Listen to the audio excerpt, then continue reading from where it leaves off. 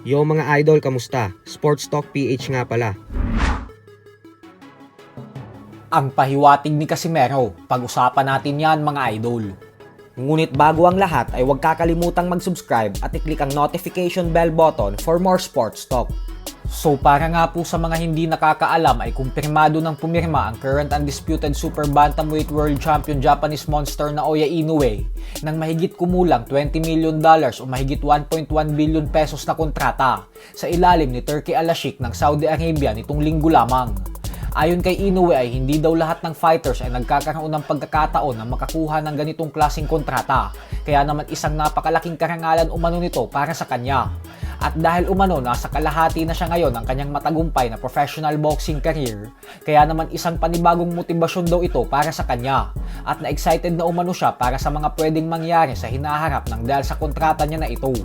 At matapos nga po kumalat ng balita na ito, ay agad namang nag-post ang ating pambato na si former WBO Bantamweight World Champion Angas ng Pinas General Casimero sa kanilang official Facebook page ng litrato ni Inoue kasama si Turki Al-Sheikh, kung saan may caption ito na "Let's go monster, malapit na." Kaya naman dahil dyan ay mabilis inisip ng mga fans na baka umano isang pahiwatig ito ng Angas ng Pinas na malapit nang mangyari ang kanilang bakbakan ng binansagang halimaw ng Japan. Lalo pat kung isang taong suspendido sa Japan si Casimero ay pwede namang gawin ang kanilang laban sa Saudi Arabia. Subalit atin nga pong napag-alaman na hindi kasama sa kontrata na pinirmahan ni Inoue ang pag-oobliga sa kanya na lumaban sa Saudi Arabia. Bukod dyan ay sinabi din po ni Inoue na hindi niya pa daw alam kung lalaban siya sa Saudi Arabia sa susunod na taon. Basta nakafocus pa daw siya ngayon sa paghahanda kontra kay Sam Goodman na nakatakdang ganapin sa susunod na buwan sa baluarte niya ulit sa Tokyo, Japan. Pero ganun pa man nga po ay sinabi pa din ni Inoue na magdedepende lang daw ang lahat sa tamang timing. Wala din umano siyang pangangamba kung lalaban siya sa labas ng kanyang bansa sa susunod na taon dahil kumpiyansa umano siya na pag lumaban siya sa Saudi Arabia ay makakapagbigay pa din umano siya ng isang napakaganda at malahalimaw na performance katulad ng mga ipinakita niyang laban sa Japan. Umaasa naman si Turki Al-Sheikh na magiging isang mabuting ambassador si Inoue ng Riyadh season, kaya excited na daw talaga siya para kay Inoue.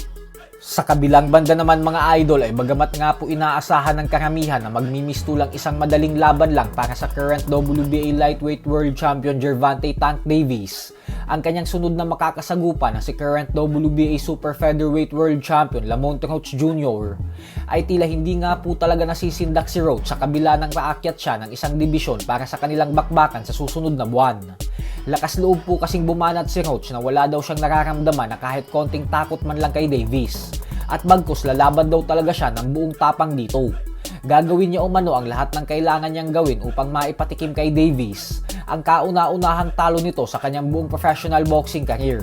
Bukod dyan ay sinabi din ni Roach na hindi umano siya pupunta sa laban na ito para lamang matulog sa ibabaw ng lona. At papatunayan niya daw talaga sa buong mundo na mas magaling na fighter siya kaysa kay Tank Davis.